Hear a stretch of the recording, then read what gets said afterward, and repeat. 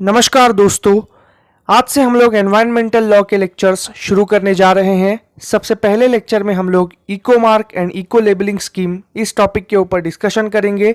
ये टॉपिक आपको exam perspective से काफ़ी ज़्यादा इम्पॉर्टेंट है और 5 मार्क्स के लिए आ सकता है। सबसे पहले हम लोग हिंदी में डिस्कशन करेंगे कि इको मार्क किसे कहते हैं और इसके बाद में एग्जाम में आपको क्या लिखना है इसके ऊपर हम लोग डिस्कशन करेंगे। इको मार्क एक इको फ्रेंडली लेबल है जो ministry of environment and forest के डायरेक्शन द्वारा BIS यानी ब्यूरो ऑफ इंडियन स्टैंडर्ड्स द्वारा दिया जाता है। ऐसे प्रोडक्ट्स जो मैन्युफैक्चरिंग से लेकर डिस्पोजल तक इको फ्रेंडली माने जाते हैं, इन प्रोडक्ट्स को मिनिस्ट्री ऑफ एनवायरनमेंट के डायरेक्शन द्वारा bureau of standards eco mark का जो लेबल है वो इशू करता है।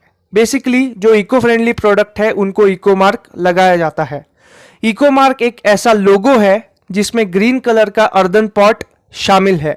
जिन प्रोडक्ट्स के ऊपर इको मार्क है, ऐसे प्रोडक्ट्स को गवर्नमेंट ऑफ इंडिया द्वारा प्रमोट किया जाता है। इनके मैन्युफैक्चरर्स को उनकी मैन्युफैक्चरिंग प्रोसेस में टैक्स रिबेट्स दिए जाते हैं और गवर्नमेंट ऑफ इंडिया इन्हें एक्टिवली प्रमोट भी करता है।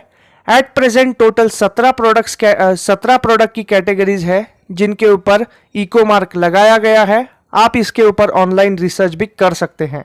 अभी हम लोग देखेंगे कि आपको एग्जाम में क्या लिखना है। सबसे पहले आपको एक बेसिक इंट्रोडक्शन लिखना है, एनवायरनमेंट का जो डिग्रेडेशन हुआ है और इको फ्रेंडली प्रोडक्ट्स की ज़रूरत हमें क्यों है, इसके ऊपर आपको एक बेसिक इंट्रोडक्शन लिखना है। अगर आपको अपने ओन वर्ड्स में लिखना है तो लिख सकते हैं, वरना ये स्टैंडर्ड इंट्रोडक्शन आप कॉपी कर सकते हैं। We know that the rapid urbanisation, industrialisation has lifted millions of people above poverty, but the impact of this has been very adverse on the environment. This is because of unplanned development, rapid industrialization, urbanization, and reckless attitude towards the environment and ecology. The effort to provide a better standard of living to the population of India came at the cost of degradation of environment and ecology. यानी जो development के efforts है उनमें environment का ध्यान नहीं रखा गया और लोगों को पॉवर्टी से ऊपर ले जाने की प्रोसेस में हम लोग ने एनवायरनमेंट का काफ़ी ज़्यादा नुकसान कर दिया। ये आपको सबसे पहले लिखना है इंट्रोडक्शन में। When the reckless development and neglect of the environment began to hurt the very human existence, the effort of conservation of environment began at war footing. In order to increase the participation of public and the business owners in the effort of conservation of environment, the Ministry of Environment and Forest launched EcoMark scheme in 1991.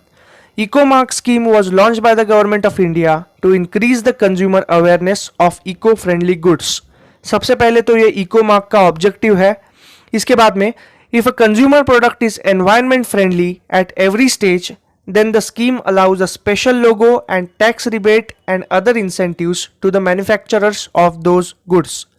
यानी अर्थव्यवस्था की development के लिए जो हम लोग efforts ले रहे थे, इससे एनवायरनमेंट बिगड़ने लगा और एनवायरनमेंट इस कदर बिगड़ा कि हमारे एग्जिस्टेंस के ऊपर ही एनवायरनमेंट का जो इम्पैक्ट है वो बुरा होने लगा। और इसीलिए हम लोग ने एनवायरनमेंट के कंजर्वेशन के लिए काफ़ी ज़्यादा हद तक एफर्ट्स लेना शुरू कर दिया और इन्हीं एफर्ट्स का एक भाग है ministry of environment and forest द्वारा इकोमार्क की स्कीम का लॉन्च किया जाना। इकोमार्क की scheme ministry of environment and forest द्वारा 1991 में लॉन्च की गई थी। Ecomark scheme was launch by the government of India to increase consumer awareness of eco friendly goods.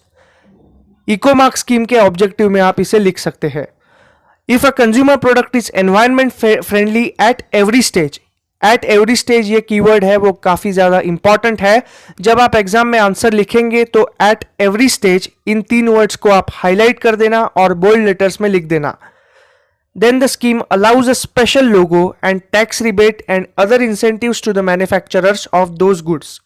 यानी जब मैन्युफैक्चरिंग से लेकर डिस्पोजल तक अगर एक प्रोडक्ट पूरी तरह से एनवायरनमेंट फ्रेंडली माना जाता है तो उस पर्टिकुलर प्रोडक्ट को ministry of environments bureau of Indian standards द्वारा इकोमार्क का लेबल इशू करती है। उनके मैन्युफैक्चरर्स को टैक्स रिबेट दिया जाता है और गवर्नमेंट ऑफ इंडिया उन प्रोडक्ट्स को पर्सनली प्रमोट करती है, क्योंकि हर कोई एनवायरनमेंट फ्रेंडली प्रोडक्ट्स बनाए और इससे हमारे पर्यावरण का भी जो संतुलन है वो बना रहे।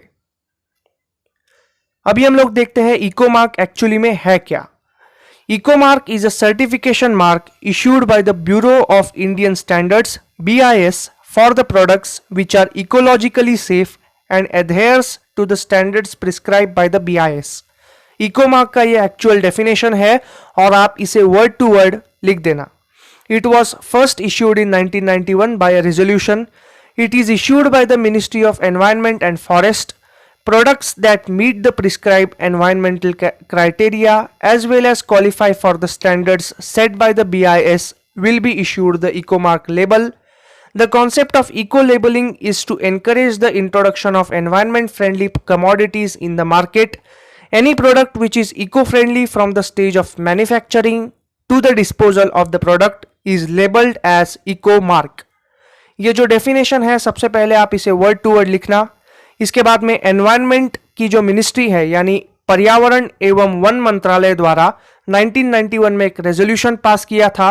इससे पर्यावरण और वन मंत्रालय ने डेलीगेट किया ब्यूरो ऑफ इंडियन स्टैंडर्ड्स को कि इको फ्रेंडली प्रोडक्ट्स को इको मार्क इशू किया जाए और इनका क्राइटेरिया था शुरुआत से लेके डिस्पोजल तक, अगर प्रोडक्ट एनवायरनमेंट फ्रेंडली है या फिर एनवायरनमेंट का कम से कम नुकसान करता है तो ऐसे प्रोडक्ट्स को इको मार्क दिया जाएगा और उनके मैन्युफैक्चरर्स को टैक्स इंसेंटिव्स और गवर्नमेंट ऑफ इंडिया द्वारा प्रमोट किया जाएगा। ये था इको मार्क का स्कीम। इको मार्क का स्कीम एक्सप्लेन करने के साथ साथ आपको इको मार्क का जो लोगो है उसको भी एक्सप्लेन करना होगा। अगर आपने इसे एक्सप्लेन नहीं किया तो आपके एग्जाम में 1.5 मार्क कट सकते हैं। सबसे पहले तो आपको इको मार्क का लोगो ड्रॉ करना है, इसके नीचे लिखना है द इको मार्क लोगो और इसके फीचर्स आपको एक्सप्लेन करने हैं। ये ग्रीन कलर का मिट्टी का घड़ा है और आपको इसके फीचर्स बताने होंगे। An earthen pot has been chosen as the logo of eco mark scheme in India. The earthen pot is made of clay. The clay can be easily disposed of. It is environment friendly. It does not produce any hazardous waste while disposal. It takes very less amount of energy while making the pot. The earthen pot is universally recognizable. The earthen pot represents strength, fragility and simplicity. Hence, it is chosen as the logo of EcoMark scheme. There are 17 products categories on which the EcoMark logo is there. मिट्टी का घड़ा, earthen pot, ये eco mark scheme का लोगो लिया गया है। सबसे पहले तो ग्रीन कलर में इसलिए है क्योंकि मिनिस्ट्री ऑफ एनवायरनमेंट द्वारा इसे इशू किया है। ग्रीन कलर हमारे एनवायरनमेंट को रिप्रेजेंट करता है।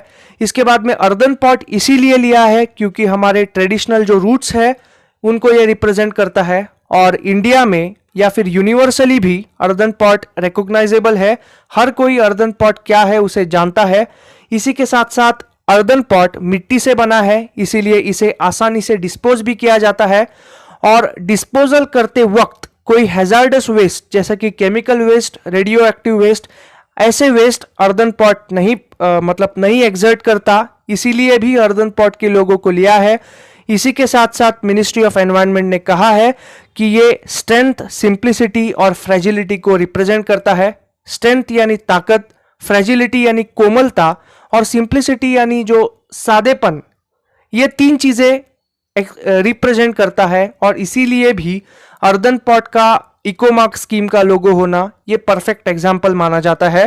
एट प्रेजेंट इंडिया में 17 प्रोडक्ट कैटेगरीज है जिनमें इको मार्क का लोगो लगाया गया है। आप चाहिए तो इसके ऊपर मार्केट रिसर्च भी कर सकते हैं और 17 कैटेगरीज कौन सी है वो आप खुद पता लगा सकते हैं on the internet. Eco mark को अपने प्रोडक्ट्स के ऊपर इशू करने के लिए जो मैन्युफैक्चरर्स होते हैं उन्हें पर्सनली अप्लाई करना होगा to the bureau of Indian standards and ये एक डिस्क्रिशनरी लेबल है। अगर ब्यूरो ऑफ इंडियन स्टैंडर्ड्स को ऐसा लगता है कि इस प्रोडक्ट को इको फ्रेंडली लेबल नहीं मिलना चाहिए तो वो किसी भी स्टेज के ऊपर वो इस लेबल को रिफ्यूज कर सकते हैं। ये पूरी तरह से डिस्क्रिशनरी डिसीजन है। अभी हम लोग इको मार्क किस तरीके से मिलता है या फिर कौन से क्राइटेरिया के ऊपर मिलता है इसके बारे में देखते हैं। Eco mark criteria, the product that come up for certification will be assessed for the following main environmental impacts. यहाँ पर मैंने 4 हेडर्स दिए हैं, आप अपने ओन वर्ड्स में उन्हें एक्सप्लेन कर सकते हैं। सबसे पहला है लो पोल्यूशन, इसके बाद में capacity to be recycled, shift to renewable resources और इसके बाद में रिडक्शन ऑफ एनवायरमेंटल इंपैक्ट। आप लोग इन्हें अपने ओन वर्ड्स में एक्सप्लेन कर सकते हैं या फिर इस स्लाइड का स्क्रीनशॉट लेकर इसी को आप एग्जाम में लिखकर आ सकते हैं। That's it for today's lecture. Thank you so much. Please like, share and subscribe to my channel.